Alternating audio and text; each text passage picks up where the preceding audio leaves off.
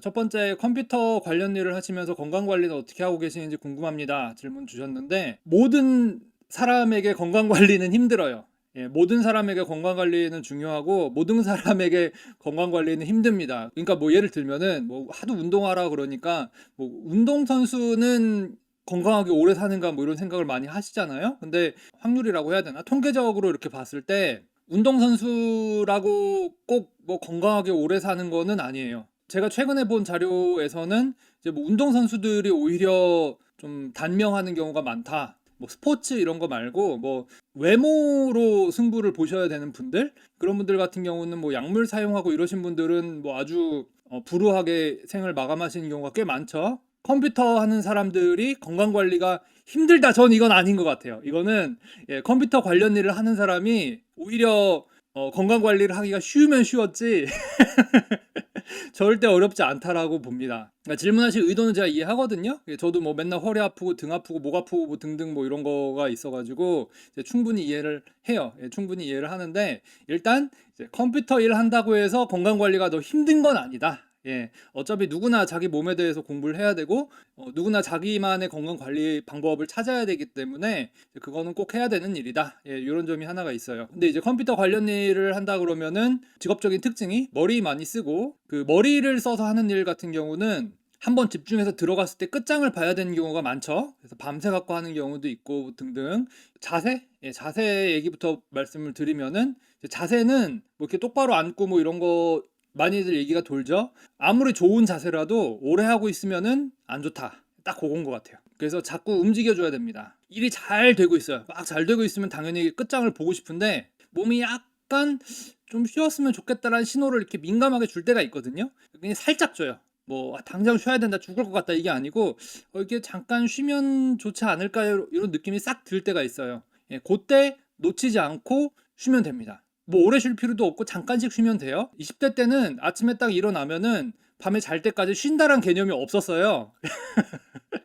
아마 다들 그러실 텐데 20대 때는 쉴 필요가 없죠. 뭔가 그 쉰다는 개념이 없었고 30대 중반 후반 그때쯤부터인가 이제 뭐 포모도로 기법 이런 거 하면서 뭐 중간에 5분씩 쉬고 뭐 이런 거를 하기 시작을 했죠. 20대 때도 그 머릿속에 느낌이 있거든요. 아마 아실 거예요. 그 잠깐 쉬었으면 좋겠다 이 느낌. 그래서 저 같은 경우는 이제 물을 좀 많이 마시는 편이고 물을 많이 마시면 억지로 화장실을 가야 되거든요. 갈 때마다 화장실 가는 거 너무 귀찮아라고 생각이 들어요. 근데 돌이켜 보면은 화장실이라도 다니면서 왔다 갔다 했기 때문에 아직 큰 문제는 없는 거 아닐까, 예, 그런 생각이 들 정도입니다. 그래서 중간씩 끊어주는 거 되게 중요한데 이제 요령이 한 가지 있어요. 일을 중간에 끊어버리면은 당연히 그 머릿속에 임시 저장 공간에 있던 데이터들이 싹 날아가죠? 그러면 일하는데 방해가 될 거 아니에요. 그래서 일을 할 때 다음에 뭐 할지를 미리 조금 정리를 해두시면 좋아요. 화장실 갔다 와서 뭐뭐 해야지. 5분 쉬고 나서 뭐뭐 해야지. 커피 한 잔 마시고 와서 뭐뭐 해야지. 예, 산책을 잠깐 갔다 와서 뭐뭐 해야지. 그래서 일이 끝나기 전에 쉬셔야 되고요. 일이 끝나고 쉬어야지 이러면은 당연히 후련하겠죠. 근데 몸을 생각해야 되니까 일 끝내는 것보다 건강이 우선이잖아요. 일이 끝나기 전에 쉬어야 되고 중간중간 쉬어야 되고 이제 그걸 또 견디는 게 이제 자기의 본능을 이기는 과정이죠. 그 중간에 잠깐 쉴 때 다음에 와서 바로 여기서부터 하면 되겠다. 요 타이밍에 쉬시면 굉장히 좋아요. 뭐 그 다음에 이제 뭐 식사 조절 이런 건데 식사 조절은 사실은 20, 30대는 굉장히 어렵고요. 특히 한국에선 거의 불가능한 것 같아요. 이제 저 같은 경우는 지금 이제 40대고 해가지고 식사 관리 이런 거 신경을 좀 많이 쓰고 있습니다. 그런 건 뭐 인터넷에 자료 많으니까 참고하시면 될 것 같네요. 전공 및 비전공 학생들에게 프로그래밍을 어떻게 가르쳐야 하는지 고민입니다. GPT를 5세대 언어로 보고 이를 이용해 프로그래밍하는 방법, 마치 어셈블리 언어 대신에 C, C++ 언어를 가르쳤듯이 이거를 가르쳐야 하는지, 지금 막 1학년이나 개발을 시작하는 사람들은 GPT와 어떤 차별성을 가지도록 교육해야 하는지 혼란스럽습니다. 혼란스럽죠? 혼란스럽죠? 근데 이게 일단 혼란스러운 이유 중 한 가지가 또 그거겠죠? 학생들은 특히 이제 학점 받으려고 온 학생들은 특히나 공부를 적게 하고 싶어 해요. 이게 본능이에요. 이게 뭐 학생들이 문제가 있다 이런 게 아니고 시스템 자체가 어쨌든 나는 공부를 최소한으로 하고, 그러니까 뭐 최적이라고도 볼 수 있는데 뭐 학점을 잘 받을 수 있는 최소한의 공부만 하고 싶다. 최소한의 노력만 기울이고 싶다. 뭐 이런 학생들이 대부분이거든요. 한두 명 정도는 나는 뭐 무조건 많이 배우고 싶고 어려운 걸 배우고 싶고 뭐 이런 애들도 있어요. 그런 애들도 있지만 특히 뭐 대학교 같은 교육기관에서 가르치시는 분들은 이 전체 분위기라는 게 있기 때문에 어쨌든 끌려갈 수밖에 없죠.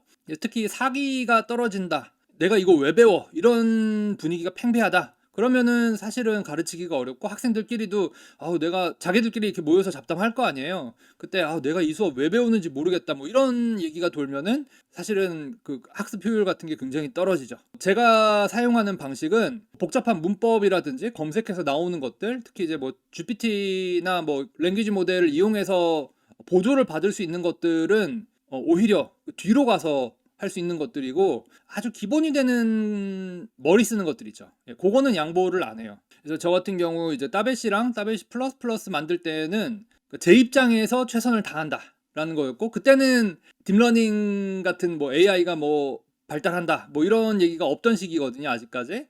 그 당시로서는 최선의 강의를 만들려고 노력했는데 그 결과가 이제 문법을 하나하나 쫙 설명하는 방식이었어요. C 프로그래밍 전문가, 뭐 인베디드 같은 거 예를 들면 또는 뭐 C++ 프로그래밍 전문가 뭐 C++ 쓰는 거 굉장히 많죠. 그런 전문가가 될 때는 그 강의들을 100%다 보시는 것을 권장을 해요. 근데 앞부분에 공부하시는 분들 입장에서 문법을 하나하나 공부한다는 것은 요즘 학생들한테는 그 인내심 싸움이 돼버리더라고요. 나는 그냥 전문 프로그래머가 되기로 작정을 했다. 또는 이제 좀 급하신 분들일수록 공부를 빨리 하는 연습 겸 해가지고 따베시나 따베시 풀풀 같은 거 그냥 뭐 2달 정도에 끝을 내는 걸로 그러니까 빠르게 공부하는 훈련까지 같이 하셔야 돼요. 예, 요거는 제가 최근에 이제 그 커피챗 하면서 느낀 점이에요. 얘기를 막 하다 보니까 이게 그 공부 속도 자체를 끌어올리는 훈련이 필요하겠다 이 생각이 좀 들었고요. 왜냐하면 뭐 이런저런 이유로 학습량 자체가 많이 줄어들었고 학생들이 거기에 좀 젖어들었고 뭐 하여튼 이런저런 사회적인 분위기라든지 뭐 기술의 흐름 뭐 이런 것 때문에 가급적이면 공부를 안 하면 좋겠다. 안 해도 된다. 이렇게 돼 있어요. 그런데 원칙이 한 가지가 있죠. 머리가 좋아야죠. 쉽게 얘기하면 머리가 좋아야 되잖아요. 그럼 머리가 좋아지려면은 머리를 써야 되는 거죠. 대학교 입학했다고 해서 나는 과 잠바에다가 나는 어느 대학이다 또는 나는 거기다가 뭐 어느 고등학교 나왔다 이거 쓴다고 해서 머리 좋다라고 인식할 수 없어요. 그 증거가 안 됩니다. 그 정도 갖고는 증거가 안 돼요. 그러니까 20살 전까지 공부한 걸 가지고 나머지 뭐 한 70년을 버티겠다라는 거는 굉장히 멍청한 겁니다. 그거는 그냥 멍청한 거예요. 그러니까 이게 올바르게 사고하느냐 못하느냐가 이제 여러 가지 지표가 있죠. 그래서 뭐 수학적인 계산을 잘하느냐, 시험 문제를 잘 푸느냐, 아니면은 뭐 인내심이 강하냐, 또는 뭐 미래의 가치에 대해서 현재를 좀 포기할 수 있는 나 자신을 제어할 수 있는 뭐 이런 관점을 가질 수 있느냐, 뭐 책을 빠르게 읽냐 등등 뭐 여러 가지가 있는데 뭐 대학교 입시라든지 뭐 고등학교 때 뭐 추천서를 받았고 입학을 했는지 뭐 그것까지 모르겠지만 어쨌든 그 정도 가지고 그걸 가지고 내가 앞으로 몇십 년을 혜택을 보겠다. 그거는 그냥 지능의 부족이라고 생각해요. 어쩌면은 가진 게 그거밖에 없으니까 이제 뭐 그럴 수도 있는데 뭐 하여튼 그거는 현명한 태도는 아닙니다. 현명한 태도 아니에요. 근데 이제 20살까지 공부도 열심히 하고 뭐 건강하고 뭐 바르고 뭐 이런 애가 오만한 생각을 갖지 않고 계속 꾸준히 열심히 한다. 그거는 뭐 아주 잘할 수밖에 없죠. 의외로 대학교 들어간 다음부터 공부를 해서 머리가 좋아지고 뭐 지적 능력이 향상되는 경우 굉장히 많습니다. 저는 깜짝깜짝 놀랄 때 많아요. 그 내가 도대체 지금까지 살면서 여기까지 오기 위해서 경쟁률을 몇 프로의 경쟁률을 거쳐야 하는가 뭐 이런 걸 막 계산해보고 막 그랬거든요. 근데 그걸 했던 이유는 제가 이제 IMF 딱 얻어맞은 세대잖아요. 예. 그래가지고 왜 나는 내가 어릴 때 부모님들 특히 이제 어머님들한테 들었던 약속과 실제 내 그 사회적 처우가 차이가 이렇게 나는가? 그거 있잖아요. 뭐 대학만 가면은 여자들이 줄 선다. 뭐 취직 잘 된다. 뭐 이런 것들 막 그런 시대였는데 그 사회가 바뀐 거죠. IMF 얻어 맞으면서 엄청 바뀐 거죠. 그런 고민을 했던 기억을 가지고 이제 그 후에 인생을 몇십 년을 이제 헤쳐 나온 거죠. 그리고 학생들을 많이 가르치고 학생들의 현재와 미래에 대해서 고민을 하면서 파악을 했는데 결국은 머리가 좋아야 됩니다. 머리가 좋아야 돼요. 그래서 미국에서 유행하는 책들 이제 그 학생들끼리 또는 뭐 미국 MZ 세대들이 있을 거 아니에요. 보면 자기 개발에 대해서 뭐 글도 많이 쓰고 자기들끼리 읽어야 되는 책 뭐 이런 거 되게 많이 공유해요. 그럼 거기에 가장 첫 번째 나오는 거 뭐 항상 나오는 책 중 하나가 마인드셋인데 거기서 얘기하는 건 그거예요. 성장 마인드셋. 그러니까 나는 20살에 이 과잠바에다가 학교 이름 한두 개 이렇게 딱 적은 걸로 성장이 끝났다라고 생각하는 사람은 급격히 기울고요. 나는 지금까지는 어찌어찌 살아왔고 사실 지금 상황에서 난 가진 게 없다. 뭐 집안에서 물려받을 것도 없고 솔직히 뭐 부모님들로부터 그렇게 대단한 가르침을 받을 수도 없는 환경이고 뭐 나를 키워주신 거에 대해서 감사하지만 뭐꼭 재산이 아니더라도 뭐 이런 문화적인 것들을 뭐 이렇게 물려받고 뭐 이런 게 많이 있을 거 아니에요. 그런 것들이 좀 내가 현재 상태가 좀 아쉽고 좀 힘들고 하지만 계속 성장을 해서 그걸 다 극복하고 나는 결국 내가 원하는 삶을 살 거다. 예, 이렇게 생각하는 사람에 대해서는 차이가 크게 납니다. 크게 나요. 그래서 이게 일반적인 개념인데 챗 GPT를 잘 사용한다라는 것은 제가 아무리 봐도 그걸로 차별성을 가질 수는 없다고 봐요. 그 자체로. 이게 도구잖아요, 도구. 한 20년 후에는 또 뭐가 또 나올지 몰라요. 솔직히 제가 이제 박사할 때는 그 이제 영화 특수 효과, 영화 분야가 그때 CG가 굉장히 많이 좋아지던 시대죠. 아바타 이런 거 생각하시면 돼요. 아바타 처음 나왔을 때 그 충격 같은 거. 그래서 저는 솔직히 제가 연구한 거 가지고 평생 먹고 살 줄 알았어요. 하지만 어떻게 됐죠? 예, 그 경제 상황에 따라 박살나는 것도 봤고, 인더스트리, 산업적인 이유 때문에 박살나는 것도 봤고, 그 다음에 국가 간의 경쟁, 뭐 중국이 치고 올라오고 하면서 한국이 기술적인 우위를 많이 포기했거든요. 저는 이건 자발적으로 포기한 거라고 봐요. 그러니까 엔지니어들이 나는 일도 안 해 이게 아니고 그냥 사회적으로 정책을 정할 때 우리는 중국의 빌부터 살겠다. 몇 년 동안 중국 관광객 받아갖고 먹고 살겠다. 이렇게 딱 결정했다고 봐요. 그게 뭐 집단 지성이라고 봐야 되는지 정치인들 때문이라고 봐야 되는지 그것까진 제가 말을 못 하겠지만 결과적으로 지금 돌이켜보면은 애들이 챗GPT 있는데 제가 코딩 해야 돼요 이런 질문을 한다는 거죠. 그러니까 이거 자체가 사실은 좀 분위기가 안 좋은 거죠. 영어로 비슷한 질문들을 검색해보면 사실은 기초를 해라. 머리가 좋아져야 된다라고 얘기하는 거 있죠. 예, 그런 내용들에 대해서 답이 꼬박꼬박 나와요. 예, 뭐 누군가는 지치지 않고 그런 얘기를 꼬박꼬박 하고 있는 문화를 가지고 있는 거죠. 영어권에서는. 뭐 어떤 문화권이 꼭 완벽하다라고 얘기를 할 수는 없지만 어쨌든 좀 이렇게 여론이라고 해야 되나? 그 좀 헛소리가 돌아다니는 게 너무 많아가지고 좀 아쉽게 생각을 합니다. 그래서 이제 가르치시는 분들 입장에서는 좀 머리 쓰는 거 위주로 가르치셨으면 좋겠고요. 근데 이제 그렇다고 해서 또 코테에 집중을 하시는 거는 또 조금 애매한 면이 있고 그래서 저 같은 경우는 파이썬 추월 코스를 만들 때 앞부분에 문법은 그냥 깔끔하게 딱딱딱딱 설명하고 최소한 가르치고 그 다음에 그러니까 딱 가르쳐 준 것만 갖고 머리를 써가지고 풀 수 있는 문제들을 특히 쉬운 것들을 이렇게 쫙 나열을 해놓고 풀게 시키거든요. 답 보지 마라. 이거 쉬운 문제니까 어떻게든 머리를 써서 스스로 해결해라. 그렇게 가르쳐요. 예, 제 강의가 계속 살아남는 이유는 그거예요. 제가 교육 방법을 바꿨기 때문에 제 강의들이 살아남는 겁니다. 이제 교육하는 방식 자체가 좀 달라서 그래요. 근데 학교 교육에서 이게 될 거냐?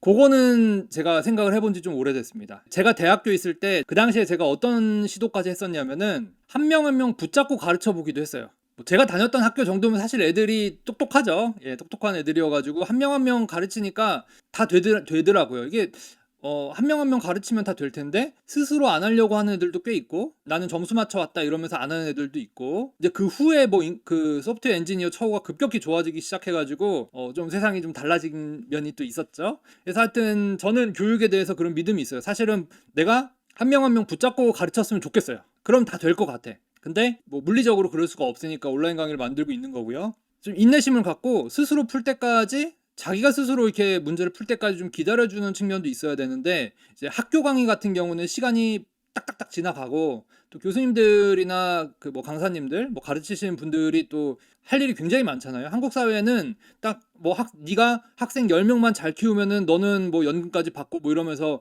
뭐 잘 살 수 있다. 뭐 이런 거 아니잖아요. 되게 일을 많이 시키잖아요. 정부가 이제 따와야 되고 뭐 어디 승진하려면 뭐 이것저것 뭐 하고 뭐 등등. 예, 그게 그래서 조금 아쉬운 면이 있습니다. 제가 이제 지난번에 라이브를 할 때 한번 비공개 라이브를 하고 전혀 공개 안 하고 있는 게 있는데 그 얘기를 한번 또 정리를 해야 되지 않을까 이 생각이 드네요. 그래서 기준을 삼을 때 한국 기준보다는 미국 기준으로 보셔야 되고 근데 미국도 미국이라는 사회는 굉장히 크고 다양하기 때문에 이제 그 중에서 학생의 미래와 좀 가능성 있는 계층에 맞춰 갖고 해야 되겠죠. 그래서 미국은 아직도 스템을 강조해요. 사이언스, 테크놀로지, 엔지니어링, 매스메릭스인가? 근데 이게 자체적으로 잘 안 되니까 외국에서 사람들을 엄청 빨아들입니다. 학생이 기본적으로 머리를 쓰는 거, 논리적으로 이렇게 인과관계를 따질 수 있고, 이게 이거니까 요걸 추론해봐라, 이런 것들, 그런 아주 기초적인 지적 능력을 갖추는 데에 프로그래밍 교육을 사용을 했으면 좋겠다, 이렇게 생각이 듭니다. ML 분야를 공부해보고 싶은데 어떻게 공부를 시작해야 할지 모르겠습니다. 프로그래밍으로 밥 벌어 먹고 있다. 고등수학까지는 머릿속에 남아있는 상태고, 학부 때 배운 공업 수학은 다 까먹었다. 급하게 공부할 필요는 없고 기초부터 차근차근 하드웨이로 공부해보고 싶다. 좀 이따 나올 텐데 그 콜세라 강의들이 굉장히 좋거든요. 근데 뭐 영어로 보시는 게 쉽지 않으실 수도 있고 모르겠어요. 그 콜세라에 있는 머신러닝이나 뭐 그런 강의들, 그 앤드류 교수님 유명하잖아요. 그분이 유명한 게 다 이유가 있더라고요. 그래서 그분 강의를 강력히 권장합니다. 저는 강의를 굉장히 많이 보는데 학생들이 그러대요. 도장 깨기 하냐고. 강의 막 봐갖고 인증서 받아갖고 링크트인에 붙여놓고 막 이러니까, 강의를 보셔야 될 것 같으면 그거를 먼저 빠르게 보시는 것을 권장을 합니다. 단점은 있어요. 그분이 앤드류 교수님 같은 경우 명문대 교수님이시고 스탠포드 교수였으니까 지금은 모르겠고요. 그 다음에 거기 올라오는 강의들이 대부분 명문대 교수들 강의거든요. 근데 명문대 교수들이라고 강의를 다 잘하진 않아요. 특히 강의마다 다른데 앤드류 교수님 강의는 괜찮아요. 제가 볼 때 굉장히 괜찮은데 이제 본인 교육 수준에 따라서 굉장히 어려울 수도 있어요. 굉장히 어려울 수도 있고, 저 같은 경우는 이제 좀 쉽게 설명하려고 실습 되게 많이 시키고, 왜냐하면 손으로 움직이다 보면 머리가 터득하는 게 꽤 있거든요. 그래서 실습을 시키려고 그렇게 난리를 막 치고 연습 문제 쉬운 것부터 스스로 풀기 뭐 이런 캠페인까지 벌여가면서 막 하는 건데, 뭐 한번 그 강의를 보면서 시작을 해보시면 좋을 것 같고요. 뭐 그 강의 내가 봤는데도 좀 감이 안 오고 어렵다, 뭐 그러실 수도 있죠. 뭐 본인 상황에 따라서. 근데 이제 그거를 뭐 좌절하실 필요는 없고 쉬운 자료를 찾아가면서 메우면서 가는 겁니다. 지금 뭐 현업에 계시기 때문에 새로 공부하는 게 굉장히 어려울 수는 있어요. 굉장히 어려울 수 있는데, 반대로 지금까지 경험이 있으시니까 학생들보다는 공부 속도가 빠를 거 아니에요? 요즘 세미나에 참가하거나 기업들 홍보를 보면 전부 LLM만 강조하고 있는데, 현업으로 가면 학생 때 배우던 머신러닝 알고리즘의 중요도는 떨어졌다고 생각하시나요? 전혀 그렇지는 않고요. 전혀 그렇진 않고, 그냥 그 기업들이 전부 이제 돈줄이 필요해서 그래요. 이건 그냥 그 돈이 흘러가는 구조 때문에 LLM을 강조를 하고 있는 거죠. 이 얘기 좀 이따 나올 거예요. 제가 그냥 그 작은 얘기를 하나 또 준비해 놨는데 그거랑 연결이 됩니다. VC 미국 벤처 캐피탈 시스템이 잘 돌아가는 이유가, 그러니까 장기 비전에 대해서 이해를 한다는 게 그냥 이해만 하는 게 아니고, 이게 뭐 하는구나, 그게 아니고, 이 비전이 가능성이 있겠다, 혹은 요거를 요렇게 바꾸면은 크게 이익을 볼 수 있겠다, 이런 거를 좀 연구를 좀 잘해요. 그걸 잘하는 거예요. 뭐 한국에서 정부 과제하는 거랑 많이 다릅니다. 특히 이제 뭐 SI 업체 다니신다 이럴 경우에는 뭐 용역이잖아요. 그건 이제 소프트웨어 산업이 본질하고 안 맞는 거죠. 소프트웨어 산업이 본질하고 안 맞는 곳에 계시면서 나는 왜 프로그래밍을 하는데 몸값이 낮지? 왜 이렇게 뭐 이직이 힘들지? 이렇게 생각하시면 그거는 이제 오해를 하시는 거죠. 잘못된 데 가 있는 거죠. 공부도 잘못하셨을 거고 보통. 그래서 그거가 좀 이제 오해가 있을 거고, LLM이 뭐 유튜브 보면 이제 그런 얘기 하시던데 다들 좀 이렇게 뭐 사회 경험 좀 있고 그러신 분들은 이제 알파고 이후에 쓸만한 게 처음 나왔다고. 그래서 그 LLM을 굉장히 강조하고 있는데, 이제 소프트웨어 산업의 특징은, 모든 산업이 그래요. 여러분들 그 이제 삼국지 같은 거 보시면은 그 나라가, 중국이 이렇게 나라가 이제 막 여러 개로 쪼개져 있고 막 지들끼리 전쟁 엄청나게 하고 서로 죽이고 죽고 하다가 결국은 하나로 합쳐지잖아요. 그럼 통일했다 이러면서 끝나잖아요. 그 산업이 성장할 때도 마찬가지예요. 처음에 온갖 아이디어들이 막 난립을 해요. 난립을 막 하다가 죽어서 사라지는 것도 있고, 그 다음에 자기들끼리 뭉치는 것도 있고, 뭐 예를 들면은 일론 머스크가 처음에 페이팔 창립 멤버가 아니고요. 일론 머스크는 자기가 따로 벤처하고 있다가 페이팔 하고 있는 친구들하고 합친 거였어요. 그런 식으로 이렇게 합쳐갖고 키우고 매각을 할 수도 있고, 근데 매각을 하게 되면 더 커지는 거죠. 더 큰 회사랑 합쳐지는 거니까. 이런 식으로 하다 결국은 하나, 두 개, 뭐 세 개, 뭐 이런 식으로 몇 개만 남게 됩니다. 이게 그러면서 성장을 하는 거예요, 그 산업이. 근데 소프트웨어 산업은 스케일업을 하기 때문에, 규모를 키우기가 쉽기 때문에, 그러니까 뭐 동접자 10만을 20만으로 늘리는 건 쉽잖아요, 기술적으로. 뭐 이제 뭐 1억인데 10억으로 키우고, 이거는 좀 이제 어려운 면이 있지만, 하여튼 뭐 근데 이제 소프트웨어 엔지니어링 기법이 요즘에는 뭐 그 정도 그런 것들이 이제 감당할 수 있게 발전하고 있으니까, 뭐 그래 실제로 이제 챗 GPT가 나왔을 때 빙으로 들어갈 때 그 시간이 그렇게 길게 걸리지는 않았잖아요. 빙 생각보다 빨리 나왔었고, 자동차 같은 경우는 뭐 신제품이 나오려고 그러면 한참 오래 걸리잖아요. 그런 거랑 비교했을 때 소프트웨어 산업은 스케일러블, 그 스케일을 키울 때 굉장히 유리하다는 거죠. 그래서 그렇기 때문에 동일한 아이디어로 회사 두 개가 존재하기가 힘들어요. 뭔가 이렇게 분명한 차이가 있어야 되는 거죠.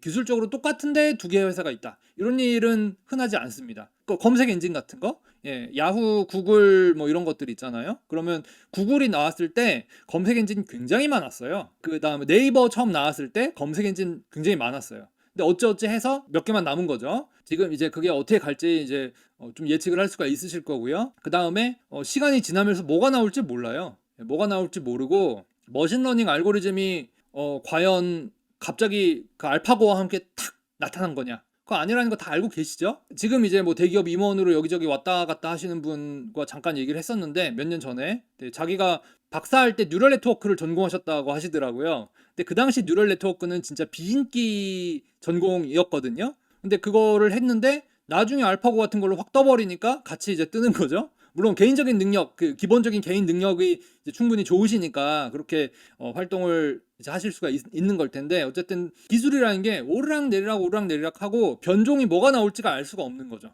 LLM의 인생을 걸어야 된다? 뭐 그렇게 생각하진 않아요. 근데 이제 그 판단을 스스로 할 수 있는 때가 있어요. 지금 나는 굉장히 좋은 아이디어를 갖고 있고 LLM 비즈니스 뭔가로 내가 내 인생을 바꿔보겠다, 뭐 이런 느낌이 강한 확신이 들 때가 있어요. 그럴 때는 이제 치고 들어가 보는 게 좋죠. 그리고 망하면 또 딴 거 하면 되고, 제가 프로그래밍 언어도 뭐 많이 가르치죠. C, C++, 그다음에 파이썬 뭐 이렇게 강의가 있는데, 그래픽스에서 뭐 쉐이더 언어를 한다 그러면은 내 강의를 들으면은 뭐 HLSL 쉐이더 전문가가 된다, 이런 얘기는 제가 단 한 번도 안 했을 거예요. 절대 그렇게 생각하지 않으니까.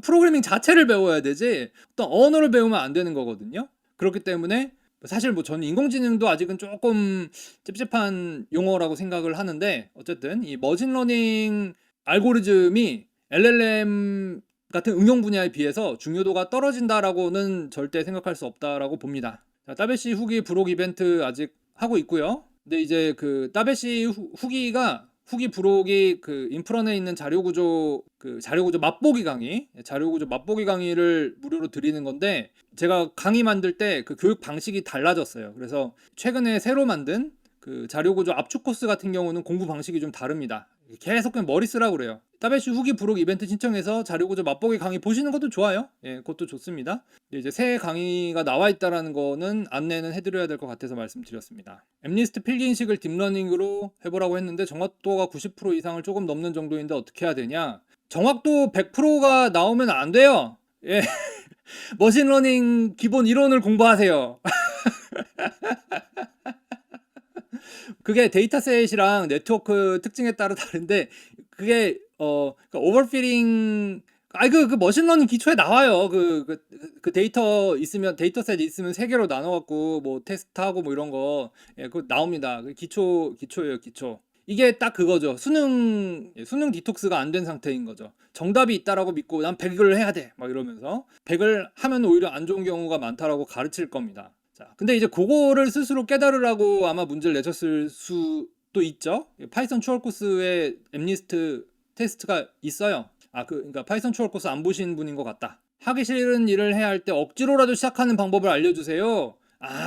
이거 쉬운데? 시작을 하기 위해서 해야 되는 첫 번째 거 그거 하나만 하시면 돼요. 뭐 대표적인 게 의자에 앉는다, 모니터를 켠다, 이런 거 있죠. 그런 거라도 하면은 이제 조금씩 나아집니다. 그러다가 어쨌든 시작을 하면은 쭉 간다라는 경험을 몇 번 하시면 그 다음부터는 됩니다. 의자에 앉는다, 컴퓨터를 킨다, 딴짓을 한다. 처음부터 컴퓨터를 키자마자 일하기는 어려울 수 있는데, 어쨌든 의자에 앉고 켰잖아요. 그리고 딴짓을 했으면 내가 왜 딴짓했지? 일해야지. 이 과정 몇 번 거치셔야 됩니다. 그래서 어쨌든 하면 된다라는 게 경험이 쌓이면 해요. 저만 해도 강의 만들기 싫을 때 많거든요. 이게 강의를 좀 여유 있게 일정을 잡고 만들면은 재밌어요.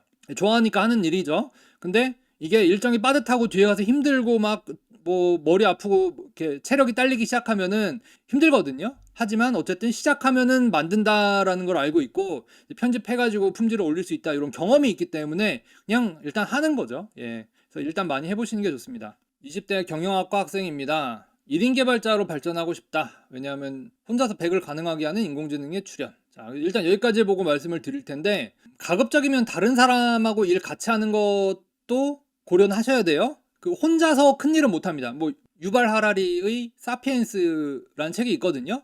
그 책을 권장합니다. 그 책을 보면요, 인간이 위대한 일을 이루는 방법에 대해서 설명이 나오는데, 결국은 여러 사람이 같은 일에 달라붙을 수 있게 만들어서 이제 큰 일을 하는 거거든요. 혼자서는 큰 일을 못합니다. 그러니까 물리학 법칙은 거스를 수가 없어요. 인간이 하루에 잠을 뭐 몇 시간 자야 되고, 모든 사람은 하루가 24시간이고 이런 것들이 있잖아요. 그거를 나는 초월하겠다 이렇게 하시면은 되게 힘들어져요. 도전해 보시는 건 좋은데, 이제 다른 사람하고 같이 뭐 의사소통하고 뭐 이런 것들은 연습이 좀 꽤 필요합니다. 예, 그래서 제가 좀 걱정하는 게, 그러니까 누구한테 배울지도 굉장히 중요한데, 이제 사회생활을 좀 해보고 그 다음에 협업, 뭐 대기업 시스템 이런 거를 좀 아는 사람한테 이것저것 주워 듣는 게 좋고, 뭐 좀 이렇게 나는 혼자서 뭘 하기 위해서 뭘 했어, 뭐 이런 사람한테 뭘 배우는 건 사실 좋지는 않은 것 같아요. 이게 왜 그러냐면은, 돈을 번다는 거는 고객한테서 돈을 받는 거거든요.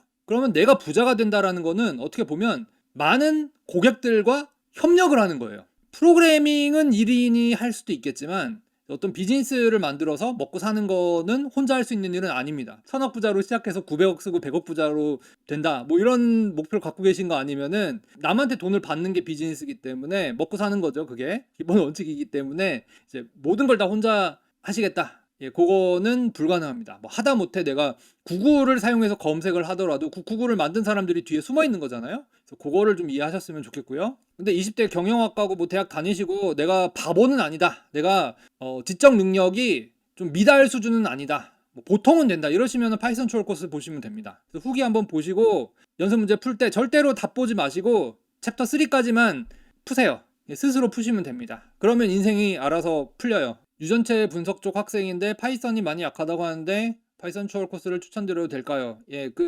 원래 제가 파이썬 추월 코스 만들 때는 이제 머신러닝, 딥러닝, 그 다음에 뭐 게임 개발, 뭐 데이터 사이언스, 뭐 이런 거 좀 이렇게 약간 전문 분야로 가실 분들 위해서 만들긴 했거든요. 그럼에도 불구하고 뉴럴 네트워크를 웹으로 이렇게 서버에서 쏴주는 뭐 그런 서빙하는 거 뭐 다 있거든요. 그게 왜 그러냐면은, 리서치하는 분들도 이제는 그 웹 서비스를 만들 줄 아셔야 돼요. 그래야 자신이 만든 게, 자신이 연구한 게 의미가 있다는 걸 알릴 수 있거든요. 그래서 예, 그런 학습 능력이 좋은 분들일수록 저는 강력히 추천합니다. 학습 능력이 좋으실수록 이익을 많이 보실 거예요. 그리고 장기적으로 이익을 많이 보실 겁니다. 쓰인 대로 스펀지처럼 흡수해버리는 학습 능력이 필요하다. 요게 자기가 마음을 다듬으면 흡수가 안 돼요. 난 성장할 수 있다, 더 나아질 수 있다, 나는 욕심이 있다. 그때는 중국에 올라타는 게 성장의 지름길이었죠. 한국은 지금 미국에서 강조하는 스템 있죠? 사이언스, 테크놀로지, 엔지니어링, 매스메릭스. 요거 경쟁력이 엄청나게 떨어졌어요. 전 이거 얘기할 때마다 진짜 분노해요. 진짜 분노.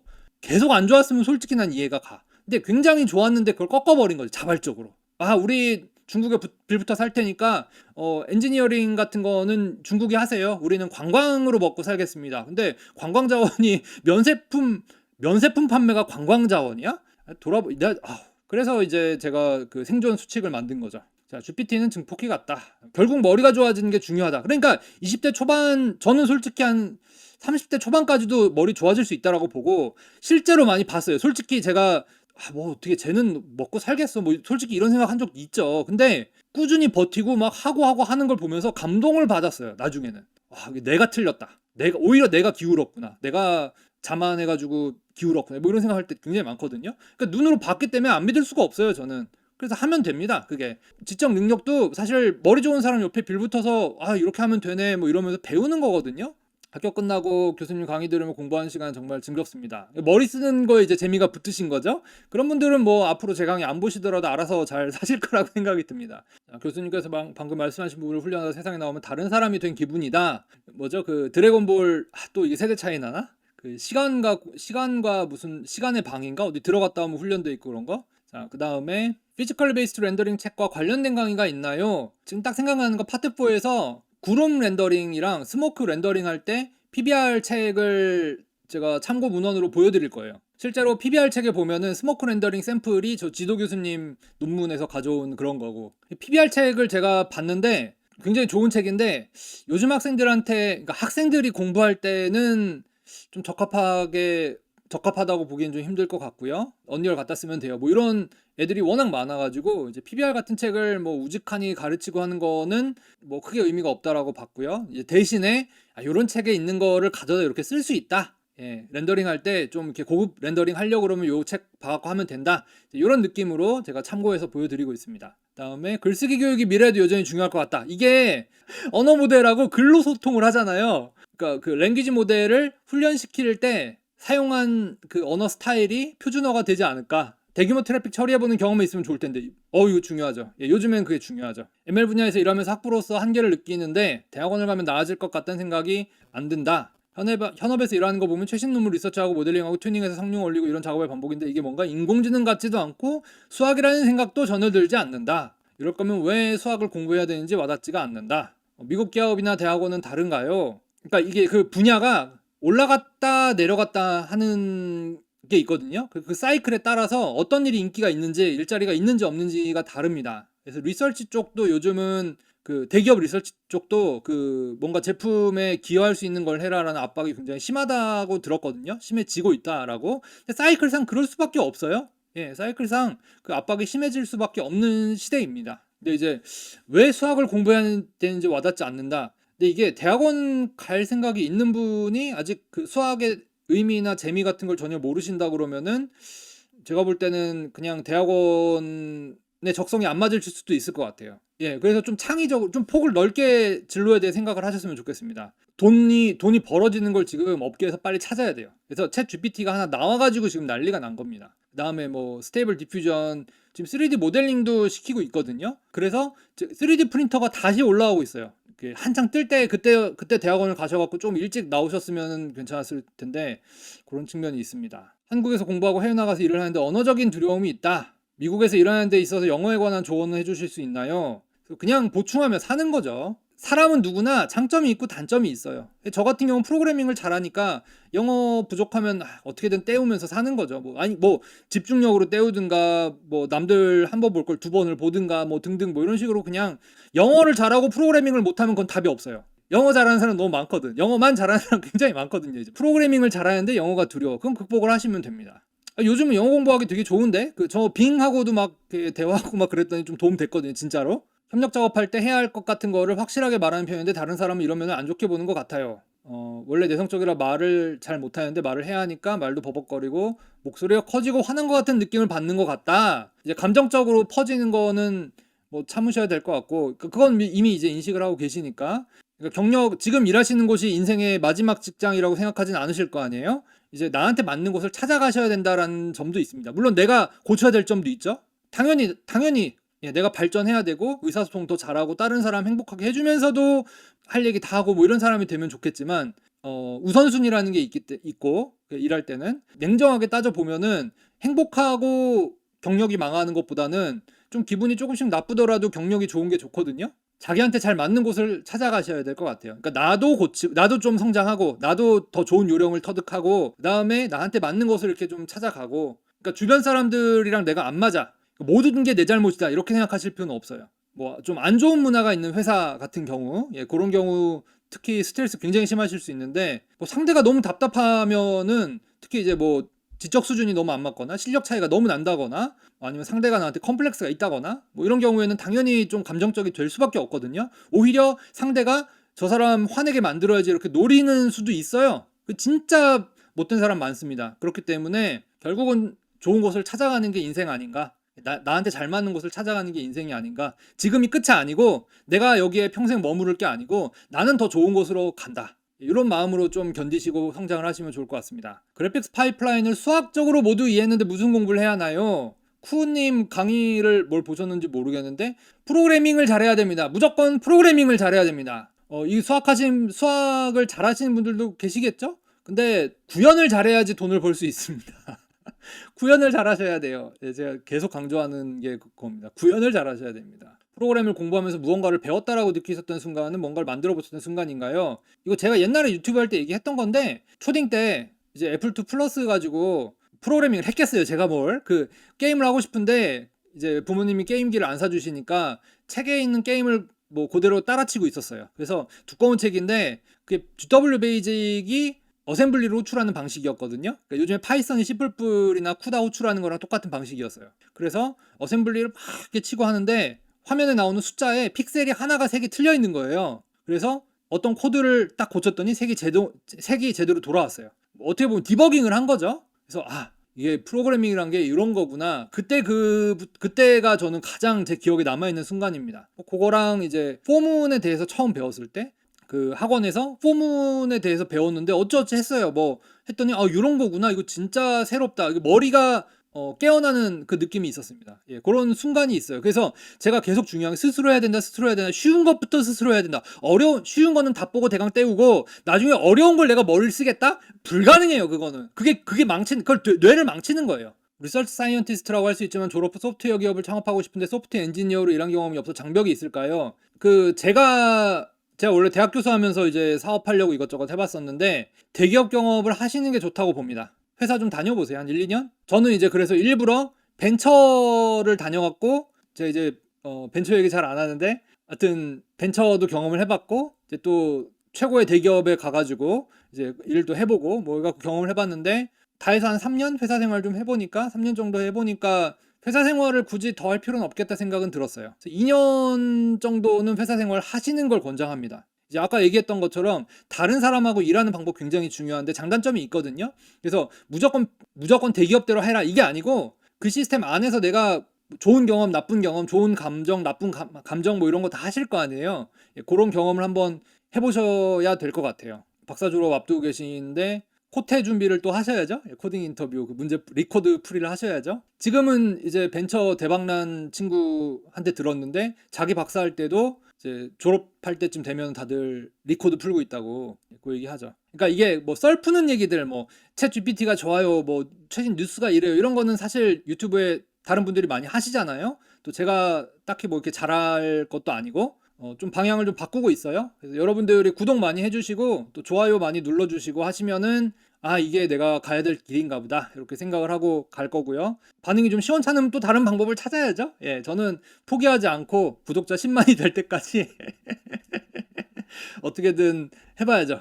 그러니까 뭐 제가 가는 방향이 맞다. 뭐 나는 이런 얘기를 계속 듣고 싶다. 그러시면 이제 구독을 해주시면 도움이 많이 될 것 같습니다. 요거는 그냥 재미삼아서 잠깐 넣은 주제인데 1분만 잠깐 쉬었다가 다시 오도록 하겠습니다. 얘기는 그냥 재미로 하는 거예요. 뭐 그냥 재밌으려고 하는 얘기입니다. RIP 요거 뭔지 아시죠? 그 무덤 비석에다가 이렇게 RIP 쓰는 거잖아요. 아이폰.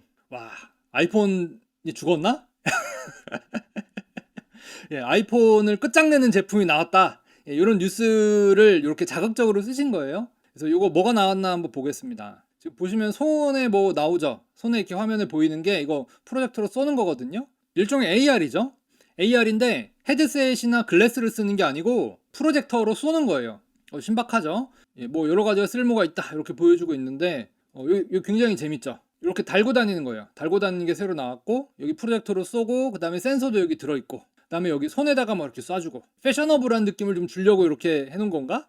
이걸 봤더니 와 신기하다 뭐 괜찮을 것 같다 뭐 이런 느낌이 들긴 들죠. 그건 이제 여러분들이 각자 생각해 보시면 될 것 같고 이 제품이 진짜 아이폰을 무덤으로 넣을지 말지는 그건 이제 진짜로 제품이 나와서 판매에 들어가 봐야 아는 거죠. 제가 하려는 얘기는 약간 달라요. 이 기사를 여러분들이 본 적이 있으신지 없으신지 모르겠어요. 삼성전자에서 천재다 이러면서 그 아랍계 인도 출신 누구를 이렇게 영입해가지고 되게 어린데 상무를 주고 시켰어요. 그래서 밑에 보니까 8년, 9년 있다가 이제 삼성을 떠났다 이러면서 나왔거든요. 이 사람이 했던 게 그거예요. 방금 보여준 그거예요. 그러니까 저는 이렇게 오랫동안 뭔가 이렇게 기술이 어떻게 왔다 갔다 하는 걸 봤기 때문에 옛날에 있던 건데 이게 나오는 거죠. 이 사람이 딱 요거 하던 사람이에요. 요렇게 움직이는 거. 지금 그래서 가슴에 프로젝터 달고 있죠. 가슴에 프로젝터 달고 있죠. 보셨나? 자, 다시 한번. 요게 좀 되게 오래전 영상이라 흐려요. 12년 전이네.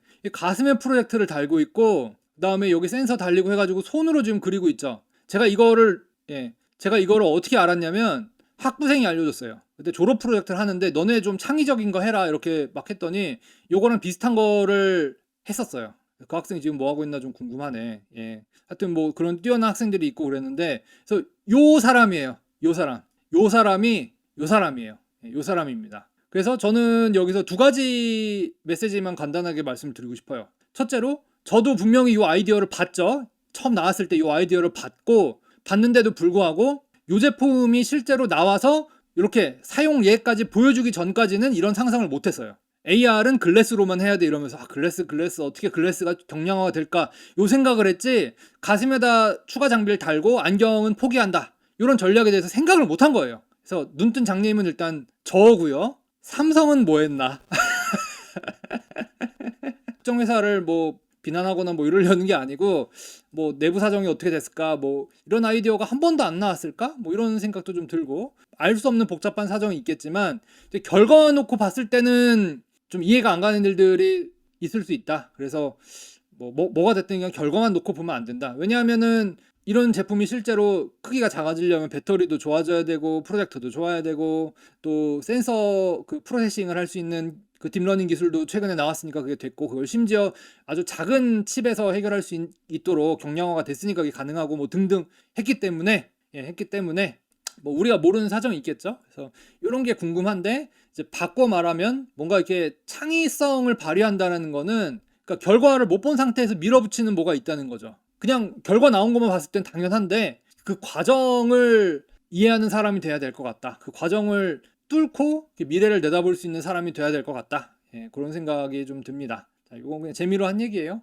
뭐 채팅창 이제 반응들이 좀 있으신데, 갤럭시 쓰면 왕따 당한다라는 10대들의 인식부터 해서 뭔가 조금씩 불안한 느낌이 든다. 삼성 하나가 대한민국 경제에선 크다. 사실은 저는 삼성 되게 잘했다라고 생각해요. 제가 뭐 삼성이 못했다 이런 얘기 할 생각 전혀 없고, 저는 그건 있어요. 내가 너무 편협했다. 그러니까 솔직히 저는 한국식 재벌가 되게 싫어했거든요. 지금 돌이켜 보면은 카카오 같은 회사가 경영진이 굉장히 부도덕하게 돈 벌고 뭐 이런 비난이 많잖아요. 나 자신이 너무 편협하면 안 되겠다 생각이 들어가지고 저는 뭐 이제 그런 얘기는 잘 안 하죠. 그냥 이제 기술에 관한 얘기만 하려고요. 예. 방금 말씀드린 내용도 이제 기술을 여러분들이 보실 때 어떤 관점에서 보시는 게 좋을지, 그 관점에서 이해를 해주시면 좋겠습니다. 자, 그래서 미래를 내다본다라는 걸, 이제 미래 제품이 나온 후에 돌이켜보는 거는 이미 늦었다.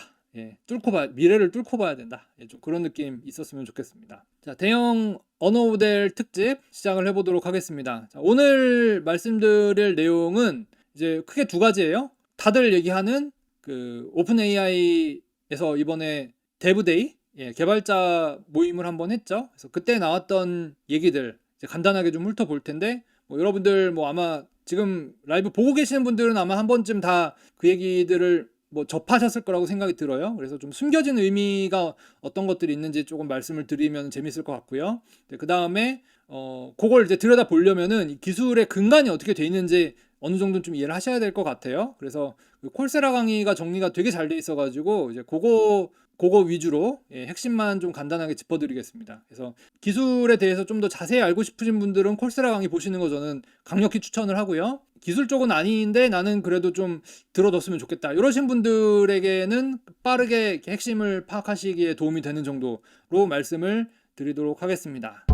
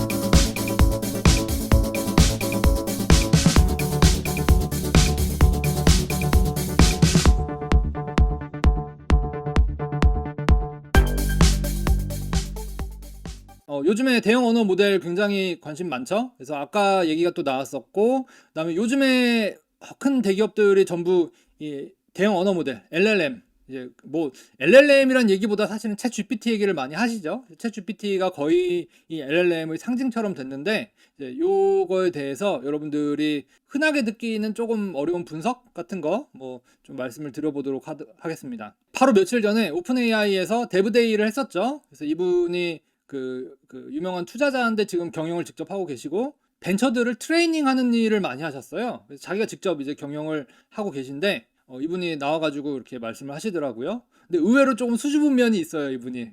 태도가 그래서 재밌다. 엄청 부자인데 현재에 안주하지 않고 계속 도전하는 것도 재밌는데 태도가 뭐 난 잘났다 뭐 이런 느낌보다 좀 겸손한 느낌이 있거든요. 재밌습니다. 그래서 오랜만에 온라인이긴 하지만 뭐 이런 그 행사 영상을 보니까 좀 이렇게 설레는 느낌이 들더라고요. 그래서 샌프란시스코 한번 가고 싶다 뭐 이런 느낌 들고 여러 가지 생각이 들었습니다. 자, 이날 발표한 것 중에 저한테 딱 가장 인상적이었던 거는 챗 GPT-4 사용료를 내렸더라고요. 사용료를 내렸는데 3분의 1 정도? 3분의 1 정도로 내렸더라고요. 그래서 이게 가격제가 두 가지가 있는데 하나는 그 챗 GPT-4 사용료로 한 달에 $20? $30? 한 3만 원 정도 내는 게 있고요. 근데 그거 얘기는 아니고 그거는 우리가 챗 GPT한테 접속해서 직접 챗 GPT를 사용하는 거예요. 그러니까 여러분들이 난 챗 GPT한테 뭐 물어봤다 할 때 chat.openai.com인가 거기 접속해가지고 챗 GPT 이렇게 쓰시잖아요. 그래서 그거 가격제 얘기하는 건 아니에요. 그거 가격이 아니고 여러분들이 어떤 소프트웨어 시스템을 만들 때 오픈 AI를 끌어다 쓰는 그 가격을 얘기하는 겁니다. 질문을 할 때마다 이제 단어 수를 가지고 토큰이라고 하는데 그 단어 수를 가지고 가격을 매기고 그 다음에 대답을 들을 때도 단어 수에 대해서 돈을 내게 돼 있어요. 그래서 그 가격이 뭐 단어 몇 개당 얼마, 단어 몇 개당 얼마 이런 건데 그게 이제 절대적인 가격을 매기기는 사실은 좀 까다로운 측면이 있죠. 그러니까 그 의미로 봐야 되는지 아니면 양으로 봐야 되는지 그걸로 봐야 되는데 뭐 일단 챗 GPT가 대답을 해줄 때 사실은 조금 말이 많죠. 좀 말이 많죠. 대답해 주는 것도 단어당 돈을 받아요. 돈을 받고 얘기를 할 때도 그렇고. 근데 이제 가격은 일단 비즈니스가 성립이 되는 한에서 낮을수록 좋죠. 낮을수록 좋고 그 다음에 가격을 낮출 수 있다라는 것 자체가 경쟁력이거든요. 다른 비즈니스를 아예 싹을 잘라버리는 거죠. 그래서 가격을 낮춘다라는 게 굉장히 중요한 시점이다라는 의미예요. 이게 가격을 낮춰서 고맙다도 있죠. 근데 이 사람들이 가격을 낮출 수밖에 없었다. 가격을 낮출 수밖에 없었다라는 것도 의미가 있어요. 그래서 이 가격을 낮추는 방식이 뭐 두 가지가 있죠. 첫 번째는 애초에 비싸게 가격을 매겼다가 낮추는 거. 이거는 그냥 가치로서 이제 가격을 매기는 거고요. 두 번째는 원가 산정이 있죠. 그래서 전기세, 그다음에 그 GPU 구입 가격, 그다음에 인터넷 사용료 이런 거를 따져가지고 우리 최소 그거랑 뭐 인건비 뭐 이런 거 해가지고 우리가 최소 요 정도는 돈을 받아야 비즈니스가 구성이 된다라고 했던 거죠. 그러니까 오픈의 챗 GPT 3.5까지 적자였는지 원가도 안 받았는지 뭐 그거까지는 잘 모르겠어요. 그거는 제가 검토를 안 해봤고 근데 이제 챗 GPT 4로 넘어가면서 3분의 1로 가격을 줄였다는 거예요. 그래서 사실 저는 챗 GPT 3.5를 가격을 줄인 건가 하고 봤더니 챗 GPT 3.5는 가격이 그대로고 챗 GPT 4가 가격이 챗 GPT 3.5 대비 3분의 1, 2분의 1 뭐 이런 식이더라고요. 그러면 챗 GPT의 원가를 절감하는 건 뭐예요? GPT 사용료하고 전기세죠. 뭐 그냥 간단하게 전기세로도 볼 수가 있죠. 왜냐하면 뉴럴 네트워크 사이즈가 커질수록 전기를 많이 쓰니까 그렇게 볼 수 있고 그 다음에 규모의 경제는 이미 그 반영이 돼 있어요. 많이 쓰니까 사람들이 그러니까 지금 지구상에 있는 사람의 숫자라든지 이런 건 대강 다 알고 있겠죠. 뭐 인스타그램 사용자 수, 뭐 그다음에 뭐 유튜브 사용자 수 뭐 이러면서 챗 GPT를 쓸 수 있는 최대 사용자 수가 어느 정도 되겠다. 요거는 산정을 했을 거예요. 그게 그 컨설팅이나 뭐 비즈니스 하는 사람들이 기본적으로 하는 게 그런 거거든요. 그래서 자기들끼리 이제 그 사용자를 어떻게 늘려서 얼마 돈을 벌려면 가격이 어떻게 내려가야 되니까 아마 가격에다가 네트워크 사이즈를 맞추지 않았을까? 전기세에다가 맞춘 거 아닐까? 이렇게 추측을 합니다. 이건 제 추측이에요. 그리고 제가 경영을 한다면 그렇게 할 것 같아요. 일단 챗GPT 3.5까지는 일종의 범용 AI 같은 걸 한번 쫙 보여준 느낌이고요. 실제로 비즈니스에 사용하는 건 챗GPT 4를 써라. 값이 싸니까 이거 써라. 값이 싼 걸 쓰면 너네도 좋고 우리도 좋은 거다. 좀 이런 느낌이에요. 그런데 네트워크 사이즈를 줄여서 전기세랑 사용료를 낮춘 것까진 좋은데 품질이 떨어지면은 답답하죠. 품질이 떨어지면 답답하죠. IT도 규모의 경제가 있나? GPU 대량 구매할 때 할인받고 그런 거? 아니 그 예를 들면 페이스북이랑 구글이 전부 데이터 센터를 자기가 갖고 있거든요. 그 데이터 센터를 지어요, 진짜 물리적으로. 그래서 IT도 규모의 경제가 있죠. 예, 여러분들 그 인스타그램 같은 시스템 그거 되게 비싸요. 유튜브 진짜 비싸요. 그 비디오 스트리밍 하는 서비스 가격 같은 걸 알아봤는데 되게 비싸요. 네이버 돈 엄청 써요. 그 여러분들 블로그, 카페 뭐 이런 거 무료로 쓰시잖아요. 그거 공짜 아닙니다. 그거 돈 나가요. 예, 절대 무료 아닙니다. IT 규모의 경제 있어요. GPU 대량 구매할 때 오히려 할인 안 해줄걸요? 지금은? 그게 오히려 판매자가 지금 우위인 상황이라서 엔비디아가 우위인 상황이라 오히려 할인 안 해줄걸요? 그 뭐 별의별 뉴스 다 나와요. 그거 근데 그것까지 다 하긴 좀 힘들 것 같고. 예, 이거는 좋은 질문이었어요. 이거는 가격 경쟁을 누구랑 하냐? 경쟁자가 누구냐? 이거 굉장히 포인트거든요. 그래서 얘네가 바드랑 경쟁을 하나? 그러니까 구글 바드랑 경쟁하나 이 생각을 좀 했거든요. 근데 조금 생각이 달라졌어요. 언제? 그 콜세라 강의를 듣고 나서. 그 얘기 좀 이따 할게요. 콜세라 강의가 강의 자체도 되게 좋은데 오늘 하려는 얘기는 강의 자체 얘기는 제가 좀 힘들어갖고 많이 못할 것 같고 그거보다 그 의미를 말씀을 드리려고 해요. 중간에 그 마이크로소프트 CEO 있죠, 그 대머리이신 분, 예, 그분 오셔갖고 그 인도 사투리 영어로 이렇게 막 이렇게 뭐 좋은 얘기 하다 가셨는데 주저리 막 얘기를 하시는데 일단은 친한 척을 하는데 좀 저는 약간 어색하다. 예, 친한 척 하려고 왔는데 좀 어색하네. 그 다음에 그 있잖아요. 좀 안 친하니까 안 친해 보일 수 있으니까 억지로 친한 척 하려고 온 거 아닌가? 이거 좀 정치적인 제스처 아닌가? 그 느낌이 들었어요, 저는. 예. 그래서 이게 서로 간에 좀 문제가 생길 수가 있기 때문에 오히려 우리 문제 없다. 이러려고 나온 거 아닌가 이 느낌이 들었어요. 하여튼 그 MS CEO 분이 무슨 얘기를 하셨냐면 강조한 게 뭐였냐면 애저가 뭐예요?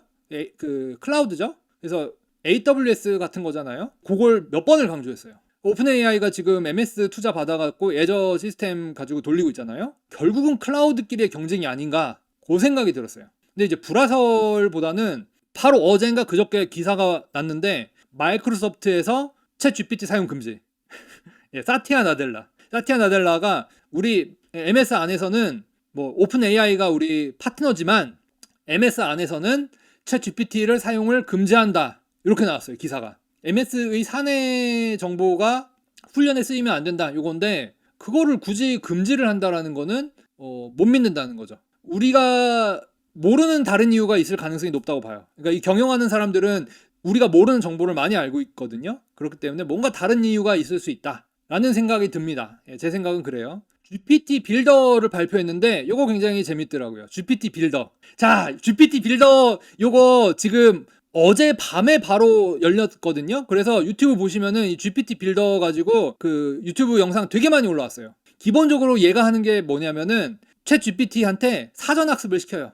야, 내가 질문하려고 내가 뭐 예를 들어서 책을 썼어. 그러면 내 책을 그냥 줘버려. 주고 미리 읽으라 그래. 그리고 누가 너한테 내 책에 대해서 물어보면 이 책 읽은 거에 기반을 해서 대답해라. 사전 지식을 주는 거죠. 그 얘기 프롬프트 엔지니어링 얘기 뒤에 좀 나올 거고요. 슬라이드 있습니다. 그래서 그거를 시키는 거예요. 그래서 그 UI를 보면요. 이 GPT 빌더 보면은 PDF 업로드 뭐 이런 게 있거든요. 그거를 했어요. 자, 그럼 이걸 왜 같이 했을까? 이거 맞춰보세요. 제가 얘기하는 내용이 정답이라고 하는 건 아니고 추론 능력을 한번 테스트 해보는 거예요. 제가 지금까지 얘기한 바에 의하면은 GPT 빌더가 갖는 의미가 뭘까? 지금 이제 경쟁자 제거 얘기가 나왔고요. 그다음에 뭐 1대1 과외 시대가 열리겠다. 1대1 과외 시대가 열리겠다. 이건 GPT 빌더가 그렇게 쓰일 수 있겠다. 그 얘기인 거고. 그다음에 개인용 자비스, 뭐 데이터 모으기. 데이터 모으기가 조금 더 가까울 수 있고 스타트업이 했던 거 흡수. 그 얘기 있어요. 그러니까 제가 지난주 라이브 할 때 조금 오버했던 거 하나가 오픈 AI API를 끌어다 쓰는 건 비즈니스 성립이 안 될 거라고 막까지 얘기를 했는데 그게 이제 API 사용료가 부담이 되면은 비즈니스가 깨지거든요. 그러니까 끌려다니는 비즈니스가 되는 거죠. 체인점이 돼버리는 거지. 치킨집을 차리는데 체인점이 돼버리면 체인점 그 나쁜 사례도 많잖아요. 그래서 나 같으면 내가 그래도 IT를 하는데 체인점을 하고 싶지 않잖아. 예, 그래서 말씀드린 거였는데 아니나 다를까 가격이 날 해버리네. 그럼 가격 부담은 확 줄어들고 우리는 싸게 주려고 노력한다 이런 좋은 제스처를 보여줄 수 있으니까 뭐 말이 되는 것 같아요. 그래서 그리고 스타트업이 했던 거 흡수. 그러니까 요거 발표하고 나서 GTP 빌더 얘기가 나오면서 트위터에 사람들이 또 설레발을 치는 거죠. 이거 하나 때문에 지금 스타트업 수백 개가 날라갔다. 수백 개는 좀 과장일 것 같은데 뭐 하여튼 날라갔다 뭐 이렇게 하니까 재밌더라고요. 예, 그래서 그런 의미도 있긴 있어요. 근데 이제 제가 지금 하려는 얘기는 그거하고 좀 달라요. 공개 안 된 개인들이 사진 모든 데이터를 가지려고 전략인데, 그러니까 이런 식으로 생각하시는 건 제가 한 얘기로부터 추론하시는 게 아니고 원래 알고 있던, 오래전부터 알고 있던 걸로부터 추론하신 거거든요. 근데 이제 뭐 좀 빠릿빠릿하다 요거는 방금 들은 내용들을 조합해가지고 새로운 그 추론을 할 수 있는 능력이 되게 이제 의미가 있는 능력이죠. 제가 강의에서 하는 게 계속 그거예요. 그거 훈련시키는 거예요. 가격 경쟁을 하려고 네트워크를 줄인 것으로 추측이 돼요. 왜냐하면 품질이 떨어졌어요. 품질이 떨어졌고 좀 횡설수설이 심해졌어요. GPT 빌더는 뭐죠? 일반적으로 대답을 하는 능력이 좀 떨어지더라도 내가 원하는 목적에 맞춰가지고 사전 정보를 주는 거죠. 그러면 일반적인 능력은 조금 떨어지지만 특정 목적에 대해서는 품질이 똑같이 유지가 될 수 있어요. 챗 GPT-4가 성능이 좀 떨어졌다고 쳐요. 대신에 가격이 싸고 커스터마이징을 프롬프트 엔지니어링만으로 할 수 있도록 아주 편리하게 할 수 있도록 추가 인터페이스를 만들어줬어요. 그러면 네가 쓴 책에 대해서 챗봇을 만들고 싶으면 이렇게 쉽게 하면 된다. 가격도 낮췄다. 다만 그 챗봇이 네 책 설명 말고는 딴 거는 좀 잘 못한다. 이거는 그냥 제가 추측하는 거고, 또 여러분들이 이런 거 추측하는 훈련을 하시는 거는 그 의미가 있다 생각해서 말씀드리는 거예요. 그냥 재미로 하는 겁니다. 챗 GPT-4 자체의 성능은 떨어져서 일반적으로는 조금 지식이 부족해. 근데 내가 뭐 프로그래밍에 대한 뭐 챗봇을 만들려고 하는데 뭐 작곡하는 법에 대해서 대답을 잘해줄 필요는 없잖아요. 그러니까 일반적인 성능을 떨어뜨리고 대신에 내가 원하는 기능만 좀 강화할 수 있게 해주도록 인터페이스랑 좀 편의성을 높였어. 그래서 이 두 가지가 보충이 돼가지고 결과적으로는 소비자들이 더 좋은 챗봇을, 특수화된 거죠. 특별한 기능에 대해서 더 좋은 챗봇을 더 싼 가격에 쓸 수 있게 해준다. 이렇게 볼 수 있어요. 그냥 요건 지금 나와 있는 정보만 가지고 추측을 한 겁니다. 근데 이제 저는 지금 얘기 안 한 정보가 뒤에 콜세라 강의 얘기를 안 했죠. 그래서 그 얘기를 또 좀 이런 관점에서 말씀을 좀 더 드릴게요. 파인 튜닝 얘기를 하시는데 파인 튜닝은 GPT 빌더는 파인 튜닝이 아닙니다. 제가 볼 땐 그래요. 그게 아니고 프롬프트 엔지니어링이에요. 프롬프트 엔지니어링. 예, 근데 프롬프트 엔지니어링 얘기가 나와요. 프롬프트 엔지니어링의 정의가 콜세라 강의에 나와요. 그러면 GPT 빌더만 있으면은 뭐가 하나 비죠. 그래서 같이 얘기가 나온 게 GPT 스토어. 그러니까 너만의 전문 지식을 가지고 너만의 챗봇을 만들어. 그리고 그거를 GPT 스토어에 올려. 그러면 너랑 너의 지식 혹은 너만의 뭔가 콘텐츠를 챗봇을 통해서 접근하고 싶은 사람은 돈을 낼 거야. 그러면 그 돈을 우리가 걷어서 너한테 나눠줄게. 지금 이제 그 파인 튜닝에 대해서 다들 얘기가 나오는데 GPT 빌더가 파인 튜닝을 할 수도 있겠다. 제가 직접 써보지 않았거든요, 아직. 직접 써보진 않았기 때문에 파인 튜닝을 할 수도 있겠네. 프롬프트 엔지니어링이 아니고 파인 튜닝을 할 수도 있겠네. 이건 제가 틀렸을 수도 있어요. 제가 아직 확인 안 해봤어요. 근데 이론적인 범위상으로는 이제 프롬프트 엔지니어링을 하는 방법이 있고 파인 튜닝을 하는 방법이 있고 풀 트레이닝은 잘 안 하니까 그렇게 있는데 파인 튜닝도 방법이 몇 가지가 있거든요. 그거 이따 좀 얘기하면 될 것 같아요. 뭐 이렇게 파인 튜닝을 매번 다시 하는 건 아니기 때문에 그거는 뭐 일회성으로 보면 투자로 볼 수가 있는 거고. 그래서 어쨌든 이 GPT 빌더를 이용해서 나만의 챗봇을 손쉽게 만들고 그걸 수익화를 할 가능성이 생겼다. 그래서 일반 사용자들이 돈을 내면 그 수익을 나눠주겠다. 이런 아이디어가 나왔습니다. 여기서 이제 한 가지 좀 아쉽다라고 해야 되나? 그냥 하나의 아주 거대한 인공지능이 엄청나게 큰 뉴럴 네트워크가 인류의 모든 지식과 모든 언어를 다 알고 있는 그런 거는 일단은 그 방향으로는 일단 손을 뗀 것 같고요. 이제 돈 벌어야 되잖아. 돈 벌어야 되니까 이제 그 수익 모델하고 기술의 수준을 맞추기 시작하는 거 아닌가? 그 생각이 조금 들었습니다. 태환미님께서 레그에 가깝다고 봅니다. 원하는 정보에 대한 난리지를 갖추고 중심으로 연산량을 줄이는 모델로 빌더가 나온 게 아닌가 합니다 하셨는데 저도 원래 그렇게 생각을 했거든요. 뒤에 슬라이드 있긴 있는데 근데 제가 이제 아직 GPT 스토어를 안 써봤어요. 왜냐하면 저는 이제 그거보단 좀 로우 레벨로 직접 만드는 걸 하고 싶어가지고 또 뭐 유튜브 하는 입장에서 남들이 다 이렇게 되게 많아요. 영상 지금 한 몇 시간 안에 올라온 것 중에 이 GPT 빌더 사용법 되게 많이 떠서 그거 보시면 돼요. 근데 제가 이렇게 몇 개 봤더니 데이터베이스를 붙이는 거는 아닌 것 같더라고요. 그리고 컨텍스트 윈도우 사이즈가 커졌다고 그랬거든요. 빙이 검색해가지고 그 데이터 가지고 알려주잖아요. 그래서 그게 그렇게 가야 된다라고 보는데 이제 그 얘기까지 가면 오늘 너무 많이 갈 것 같고, 또 아직 약간 미지의 영역이기도 하고, 그래서 그거는 좀 다음 기회에 다루도록 하고, 오늘은 일단은 제가 볼 때 요 정도 의미가 있다. 그냥 무료로 빙 썼는데 인터넷 검색 다 해가지고 그 레퍼런스 링크까지 주면서 그냥 그 시스템을 이미 다 갖고 있던 거죠. 그러면 바꿔 생각하면 챗GPT는 그 빙 같은 시스템으로 가지 않는 이유는 뭘까? 챗GPT는 지가 알고 있는 것만 얘기해요. 레퍼런스 체크를 안 합니다. 그 데이터베이스 붙여갖고 하는 거는 빙에 이미 있는 거죠. 있는데 왜 안 쓸까? 뭐 이런 좀 의구심도 들고. 그래서 비즈니스 모델을 MS하고 충돌이 없도록 잘 영역을 나눠야 되겠죠. 영역을 나눠야 되겠지만 글쎄요, 이거는 조금 지켜봐야 될 것 같아요. 그래서 누가 돈을 버는가? 오픈 AI 자체는 굉장히 좋은 회사고 좋은 기술을 갖고 있어요. 근데 뭐 MS 입장에서는 오픈 AI를 말려 죽인 다음에 자기들이 싼 값에 사고 싶을 수도 있는 거고, 이건 비즈니스에서 그냥 흔하게 일어나는 일이니까 제가 그냥 추측을 하는 겁니다. 그래서 알 수 없다. 그리고 이런 그 기술 경영, 테크 쪽도 경영하는 사람들끼리는 그 무시무시한 신경전이 저는 느껴져요. 좀 사람들 순수해 보이고 뭐 그런 것 같은데, 소문은 결별한 느낌? 혹시 근거 있으면 좀 알려주세요. 뭐 저는 못 들어가지고, 하여튼 저는 느낌이 조금 애매합니다. 그런 추측도 해볼 수 있고, 근데 그냥 재미예요.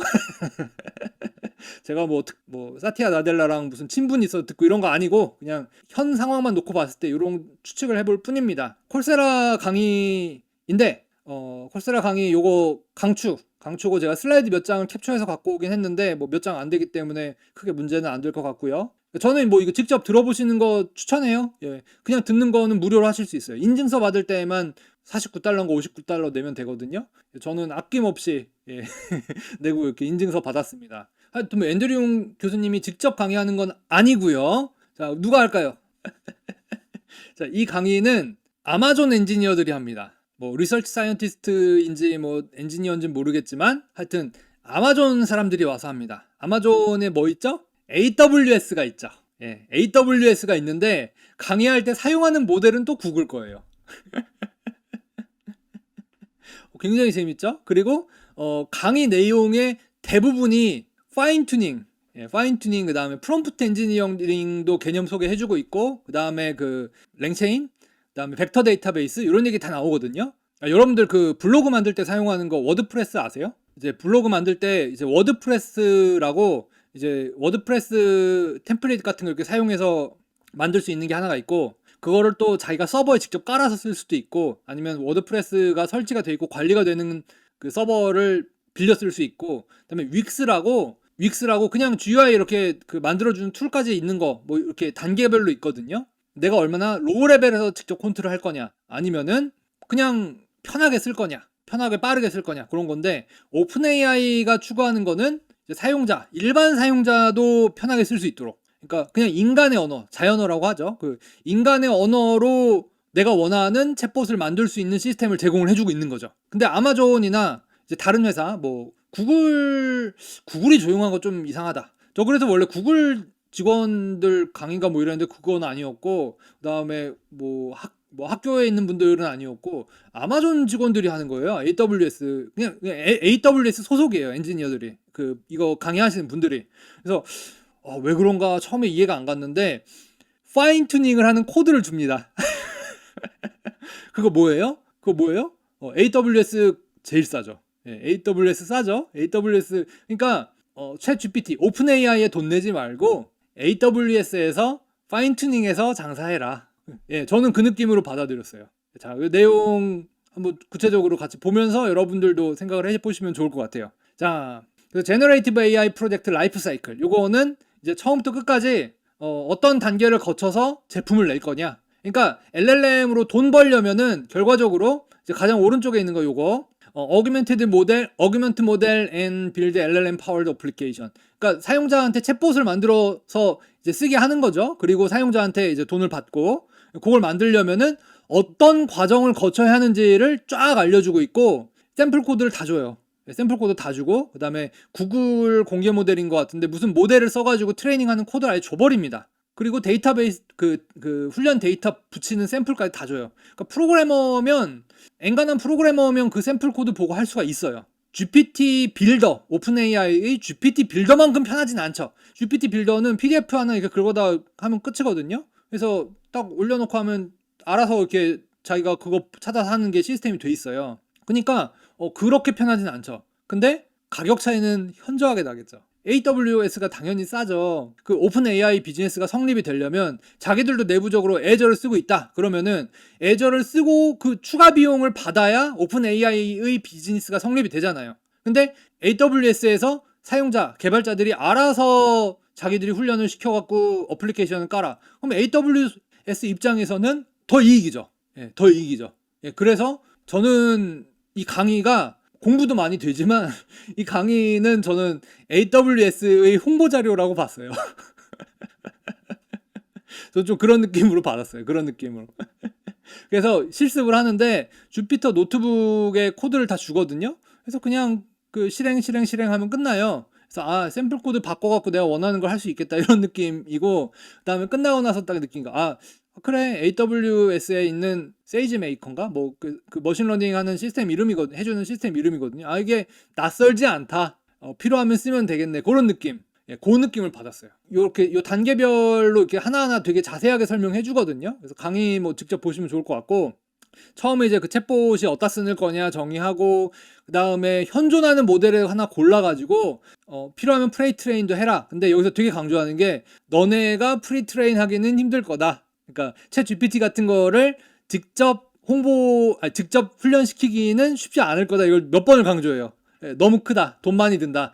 웬만하면은 있는 거 조금 바꿔가지고 어떻게? 예, GPT 빌더처럼 추가 데이터를 네가 넣어줘가지고 써라. 그거를 그 파이프라인을 쫙 보여주고 있고 저는 그렇게 갈 거라고 봐요. 그러니까 모든 지식을 다 알고 있는 거대한 인공지능이 모든 기술을 다 가르치는 뭐 피아노 치는 것도 가르치고 그림 그리는 것도 가르치고 파이썬도 가르치고 C++도 가르치고 이런 인공지능이 나오는 거는 아닐 것 같고요. 그거는 힘들 것 같고 모르겠어요. 뭐 양자 컴퓨터가 나오거나 뭐 초전도체가 나오거나 그런 모르겠는데 그런 거 아니면은 쉽지 않을 것 같고 그거보다는 개개인에게 비즈니스의 문이 열렸다라고 볼 수 있는 거죠. 그래서 1, 2년 전부터 많은 분들이 불안해하셨죠? 사실 여러분들 불안한 분들 많으셨죠? 그래서 뭐 코딩 배울 필요 없나? 뭐 이제 챗 GPT가 다 코딩 해주니까 나는 망한 거 아닌가 이러셨는데 제가 볼 때는 챗 GPT-4가 횡설수설하는 거 보니까 이게 리서치 하는 사람들끼리는 이미 합의가 된 거 아닌가 그쪽 방향으로 파운데이션 모델은 적당한 수준에서 오히려 줄이고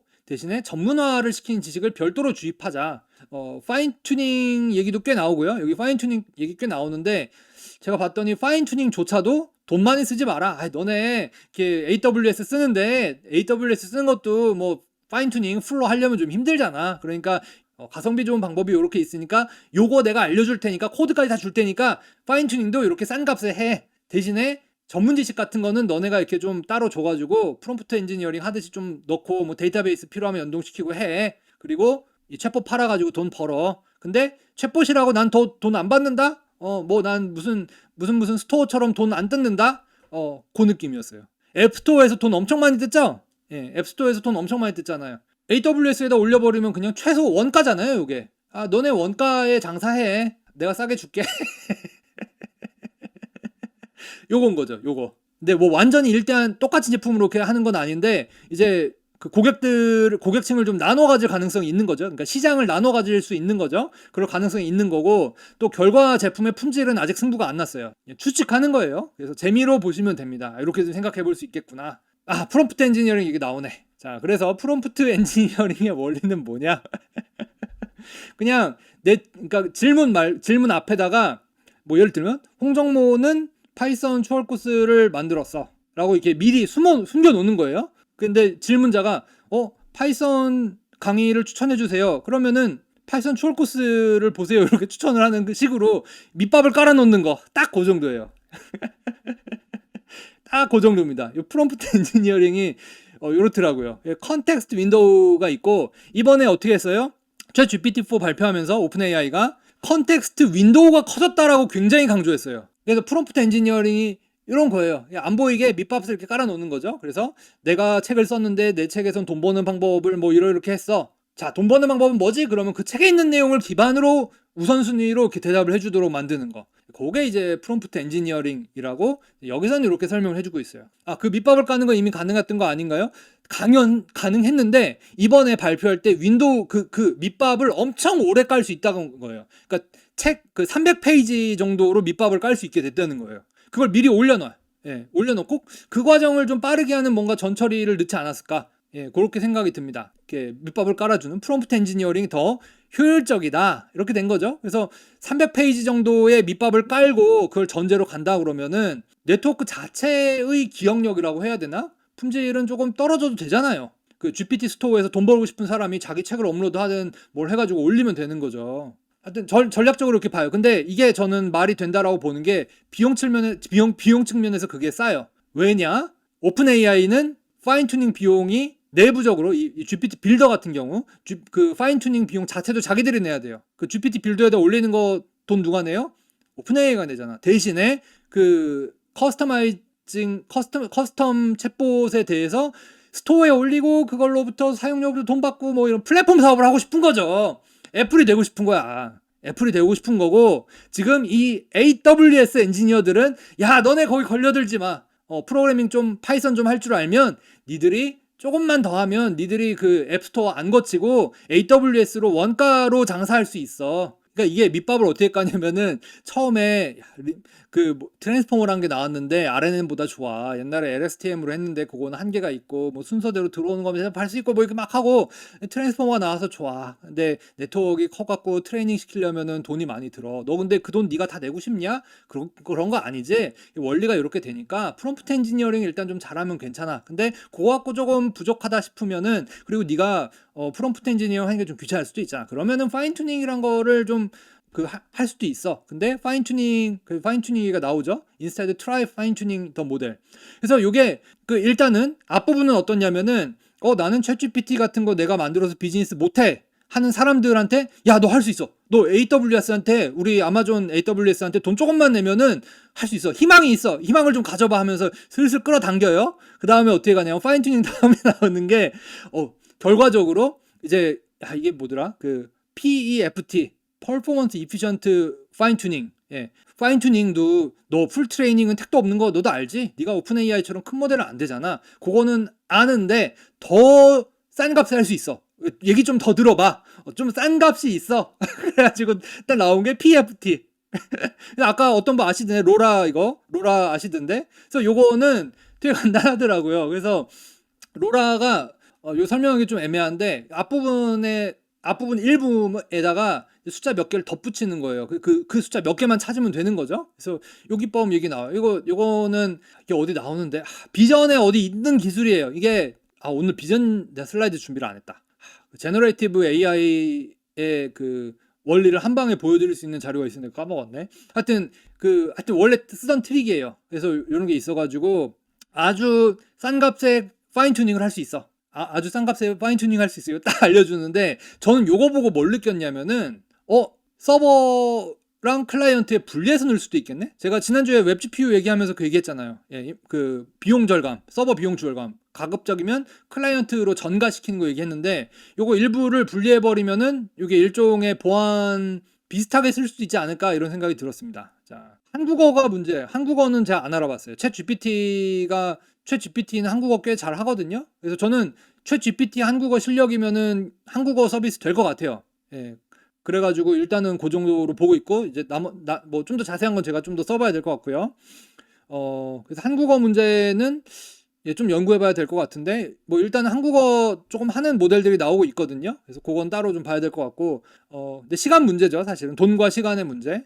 자, 그 다음에 요거 보세요. Prompt tuning is not prompt engineering. 요거 진짜 재밌는데 요거는 전공하신 분들은 아마 그러니까 뭐 좀 공부하신 분들 딥러닝 뉴럴 네트워크 조금 공부하신 분들은 이해를 하실 텐데 자, 프롬프트 엔지니어링이 밑밥 깔아놓는다고 했죠. 그래서 무슨 정보를 미리 딱 줘놨더니 대답을 내가 원하는 대로 해주더라. 이해하시겠죠? 그러니까 정답을 얘기하는 게 아니고 내가 원하는 정보를 대답하게 만드는 거예요. 홍정모 잘생겼다 이렇게 딱 써놓으면은 야 잘생긴 사람 얘기해봐 그럼 홍정모라고 대답하게 이게 일종의 세뇌를 시키는 거죠. 예. 그런 식으로 자를 미리 주는 건데 이 기법은 뭐냐면요. 프롬프트 튜닝은 뭐냐면은 프롬프트에 들어갈 말들 자체를 파라미터로 훈련을 시킵니다.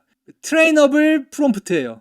되게 재밌는 개념인데 뭐 기술적으로 뭐 깊이 하실 분들 아니면 사실은 모르셔도 되는 개념이고 프로그래밍 하실 분들 이제 그 뉴럴 네트워크 트레이닝 게 좀 짜봐고 해보시고 뭐 하신 분들은 이거 되게 재밌는 개념이라서 그냥 나만 재밌나? 하여튼 요 개념 진짜 재밌더라고요. 프롬프트 튜닝으로 얻어지는 트레이너블 프롬프트는 인간의 언어는 아닐 수 있다. 그렇습니다. 예, 요것도 더 궁금하시면 강의 한번 직접 보시면 좋고요. 뭐 진짜 이해 안 가시면 디스코드로 오세요. 제가 이해될 때까지 설명해 드립니다. 자, 서머리 보면 실렉티브 그러니까 PFT 파인 튜닝을 하는데 돈을 좀 아끼는 파인 튜닝 방법을 알려주는 거예요. 그러니까 이거 뭐라 그래야 되나? 제가 이제 차가 있었는데 한국에서 차가 있었는데 이제 뭔가 좀 동네에 카센터 이름이 무슨 싸다 카센터 뭐 이런 거였어요. 정확한 이름은 아닙니다. 하여튼 그래서 한국에 있을 때 얘기예요. 그래서 차를 이렇게 끌고 갔더니 뭔가 뭐 막 얘기를 하다가 요거 어디가 좀 틀어졌는데 요거를 부품을 교체하면은 100만 원이 드는데 우리가 부품 교체는 안 하고 어떻게 해갖고 10만 원에 문제없게 해주겠다. 문제없게더라고는 안 했고 그냥 비슷하게 부품 바꾼 것처럼 해주겠다. 부품을 바꾼 건 아니지만 문제는 해결해 주겠다. 이러면서 뭐 10만 원, 20만 원 더 내라고 이렇게 꼬시더라고요. 그래서 저 요거 보면서 그 느낌을 좀 강의를 보는데 강의 보고 내용 되게 좋아. 진짜 좋아. 솔직히 전문가로서 나도 이만큼 강의 뭐 이 분야를 뭐 이렇게 막 정리하라고 그러면 쉽지 않을 것 같아. 정리도 되게 잘했고 근데 여러 사람 달라붙고 했는데 되게 말도 잘해. 설명도 잘하고 다 좋은데 뭔가 약간 영업당하는 느낌이 자꾸 드는 거예요. 근데 솔깃해. 진짜 진심 나도 이걸로 할까? 근데 프로그래밍을 더 많이 해야 되잖아. 이 느낌이 좀 들어서 지금 고민 중이에요. 그래서 자, 실렉티브 파인 튜닝은 뉴럴 네트워크의 일부만 튜닝을 시키는 거예요. 안정성 문제가 생길 수 있죠. 되게 강조하는 것 중에 퀴즈에도 나오는 게 너 파인 튜닝 잘못 시키면 네트워크가 통째로 바보 된다. 이거 되게 강조하더라고요. 웬만하면은 이건 하지 마라. 예, 그렇게 하고 그 다음에 리파라미터라이제이션 요거가 앞부분에 뭔가 이렇게 조금 덧붙여가지고 하는 거고 요거 약간 수학적인 트릭인데 뭐 되게 싼 값의 네트워크를 살짝 바꿔주는 뭐 이런 거예요. 그래서 네가 수학하는 애인데 너 수학할 줄 알면은 물리도 잘하겠다. 근데 이제 수학은 잠깐 미뤄두고 물리 대답을 좀 하도록 잠깐 옮겨보자. 뭐 이런 느낌? 예, 뭐 아니면 그런 느낌이에요. 너 C++ 잘하지? C++ 잘하면 파이썬도 자바도 괜찮겠네 이러면서 근데 이제 당장 자바가 급하니까 C++ 얘기는 잠깐 머리에서 약간 비워놓고 이제 자바 공부 좀 급하게 하고 이걸로 일 좀 하자 뭐 이런 느낌. 예, 리파라미터라이즈 모델 그런 느낌이고요. 에디티브 모델은 레이어를 그냥 끝에 하나 덧붙이는 거예요. 요것도 보안에 쓰일 수도 있을 것 같고 등등. 승민님 강의 보신 건가? 뭐 하여튼 카타스트로픽 forgetting. 카타스트로픽이 요게 아주 재앙 뭐 이런 거라서 뭐 난리가 난다. 그런 느낌이죠. 그래서 네트워크 훈련 잘못 시키면 망한다. 그래서 어차피 네트워크 통째로 훈련시키기 힘드니까 우리한테 싼 값에 해줘. 예. 저는 불쾌하다기보다는 좀 재밌었어요. 이게 그건 있어요. 이게 얘네가 심정이 이해가 간다. 그리고 뭐 해볼만 할 것 같은데 그러니까 납득이 가면은 해볼만 하잖아요. 자동차 고칠 때는 얘네 아무리 생각해도 부품 교체를 해야 될 거면 하고 아니면 말고 마는 거지. 이거 뭐 나사 근데 그러니까 그걸 했더니 그냥 나사 몇 개 조여주고 끝나는 거예요. 좀 사기치는 것 같다. 그런 느낌이 들었는데 얘네들은 사기친다는 느낌은 아니고 그래서 제가 이제 추측을 해보는 겁니다. Time and effort in the life cycle. 프리 트레이닝 하는 거 요거는 챗 GPT 같은 걸 통째로 트레이닝 시키는 건 대박 힘들지 않냐. 관둬라. 그다음에 프롬프트 엔지니어링 요거 쉽다. 근데 only prompt customization 네가 원하는 결과를 아주 잘 대답해 주기는 힘들 수도 있다. 그 얘기고 프롬프트 튜닝 and fine tuning minutes to hours 이런 거 요거 해주고 있고 그래서 요거를 제가 볼 때는 요거를 하라고 조금 원래 그 견적서 줄 때 제품 3개 주면 가운데 있는 거 고르잖아요.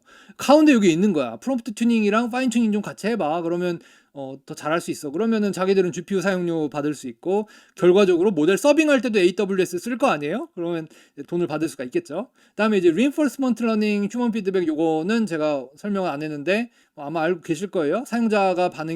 사용자한테 이제 평가를 맡겨갖고 그걸 이용해가지고 품질을 개선시키는 거죠.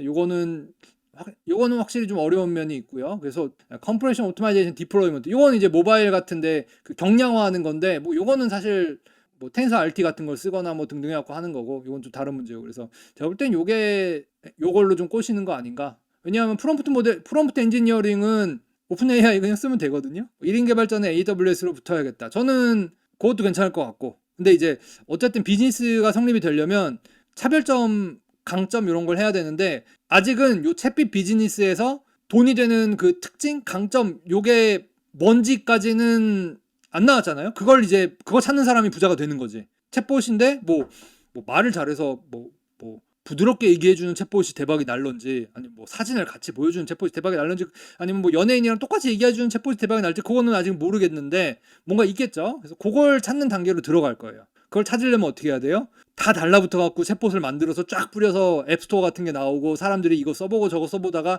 난 이 챗봇 좋아 나 얘한테 돈 많이 낼래 그러면 그 스타일로 이제 비즈니스가 형성이 되고 몰려가는 거죠. 지금 폭발 직전입니다. 그래서 개발 혁명이 일어날 것 같아요. 반대로 망할 수도 있죠. 그거는 뭐 위험 부담은 항상 있는 거니까요. 자, RAG integrates with many types of data sources. 요거 이제 외부 데이터를 사용을 해야 된다. 왜냐하면은 책 300페이지 정도 분량이라고 하더라도 C++ 언어의 모든 문법을 책 300페이지에 못 넣죠. 그러니까 전문적인 챗봇을 만들려면 300페이지 갖고는 택도 없는 거예요. 그래서 외부 저장 장치가 있어야 돼요. 마치 여러분들이 필요할 때 책 찾아보듯이 그 다음에 인터넷 검색하듯이 그걸 시키는 거죠. 빙이 이미 이렇게 하잖아요. 근데 이제 지금 벡터 스토어, 벡터 데이터베이스가 조금 유명하기 때문에 요거 많이 가는 것 같고 데이터베이스 여러분들이 그러니까 웹 하시는 분들은 REST API로 서버에다가 데이터베이스 가가지고 누구 고객의 몇 번 정보를 뭐 로그인 시간을 가져오고 뭐 이렇게 하잖아요. 그거는 이제 그냥 데이터베이스에서 데이터를 갖고 오는 거고 시멘틱 설치, 문맥에 맞춰서 찾을 수가 있어요. 인간의 언어로 내가 지금 사과를 먹고 싶은데 사과가 없어. 그럼 뭘 먹으면 좋을까? 뭐 이런 식으로 질문하면은 거기에 맞는 의미하고 유사성이 있는 걸 데이터베이스에서 찾아주는 방식이에요. 이것도 흔해요. 이제는 뭐 강의가 많고 그래서 쓰시면 됩니다. 프로그램 에이디드 랭귀지 모델. 요거는 이제 챗 GPT한테 더하기, 빼기, 곱하기 이런 거 하면은 잘 못하니까 일단 파이썬 코드를 쓰게 만들고 파이썬 코드를 실행시켜서 그 결과로 대답해라 이런 식으로. 그러니까 챗GPT한테 계산기 쥐어주는 이런 거죠. 이런 거 다 알려줘요. 근데 뭐 그 다음에 랭체인이 그런 편의 기능들이 다 들어있는 겁니다. 그래서 유튜브에 한글 강의도 많거든요. 챗봇 만들기 이런 강의 많아요. 뭐 랭체인 공부해갖고 쓰시면 됩니다. 콜세라에도 랭체인 강의 있고요. 랭체인 만드신 분 강의가 있는데 강의를 그렇게 잘하진 않는데 그 샘플 코드를 다 줘요. 그래서 그거 갖다가 싹싹 바꿔갖고 쓰시면 됩니다. 쭉 말씀드렸는데 하여튼 뭐 이런 얘기 듣는 게 재밌으시면은 여러분들이 뭐 구독, 좋아요 이런 거 좀 많이 해주시면은 제가 투표라고 생각을 해가지고 이쪽으로 좀 더 갈 수 있을 것 같고요. 좀 힘드니까 잠깐 쉬고 마무리하러 다시 돌아오도록 하겠습니다. 안녕하세요, 홍정모입니다. 저는 신기한 걸 좋아해서 컴퓨터를 시작했어요. 어쩌다 대학 교수가 돼서 강의를 시작했고 제가 할 수 있는 가장 의미 있는 일은 많은 학생들의 성장을 돕는 일이라는 생각이 들었습니다. 학생들에게만 도전을 하라고 얘기하는 것은 옳지 않다 하는 생각이 들었고요. 그래서 저도 제 인생을 걸고 모험을 시작했습니다. 여러분들이 성장이 필요한 것을 딱 하나만 꼽는다면 그것은 바로 자신감일 것입니다. 내가 프로그래밍 하나는 잘한다, 이런 평생을 지탱해줄 자신감을 얻어가실 수 있도록 만든 강의가 바로 홍정모의 파이썬 프로그래밍 추월 코스입니다. 저희 예전 강의를 본 적이 있으신 분들은 이미 주저없이 공부를 시작하시고 계시고 실제로 반응도 폭발적입니다. 설명을 들어서 배워야 할 것과 아주 작은 한 걸음 한 걸음 스스로 생각을 전개해야 할 것을 철저하게 구분합니다. 수동적으로 영상 보는 시간을 단 1초라도 줄이기 위해서 영상을 철저하게 편집했습니다. 공부하시는 도중 그 어느 순간에라도 주저없이 즉각 실습을 시작하실 수 있도록 강의 노트를 제가 모두 준비해뒀습니다. 요즘 같은 시대에 문법 공부 먼저 다 끝내고 응용으로 넘어간다 라는 계획은 멀쩡한 스포츠카 옆에 세워두고 걸어가는 꼴입니다. 파이썬으로 할 수 있는 거의 모든 것들, 그러니까 현대 소프트웨어 기술의 중요한 응용 분야들을 전문 영역의 바로 앞 문턱까지 안내를 해드립니다. 무엇보다도 내 머리에서도 아이디어가 이렇게 샘솟을 수가 있구나, 내가 직접 뭔가 만들고 싶다, 이런 신기한 경험을 하시게 될 겁니다. 추월할지 아니면 추월당할지 지금 결정하세요. 웹 GPU 강의 준비하시나요? 요거는 그냥 요청하시면 만들 수 있는데 이제 지금 이제 디스코드 와 보시면 자기가 그냥 알아서 공부하고 계시거든요. 그래서 자기가 공부하는 게 더 좋죠. 예. 그러니까 새로운 걸 공부하는 것 자체가 기회거든요. 그렇기 때문에 저는 여러분들이 알아서 하시면은 사실 딴 거 하면 되죠. 사실 알고리즘 강의도 안 만들고 있고 지금 한 두 달째 놀고 있고 한국 가거든요. 좀 이따 이제 한국 가면 또 놀고 막 해가지고 올해 그냥 사실은 강의가 더 안 나오고 끝날 것 같긴 한데 여러분들 반응을 아직 좀 지켜볼 것 같고요. 혼불님 힘내라고 응원합니다 하면서 슈퍼챗 예.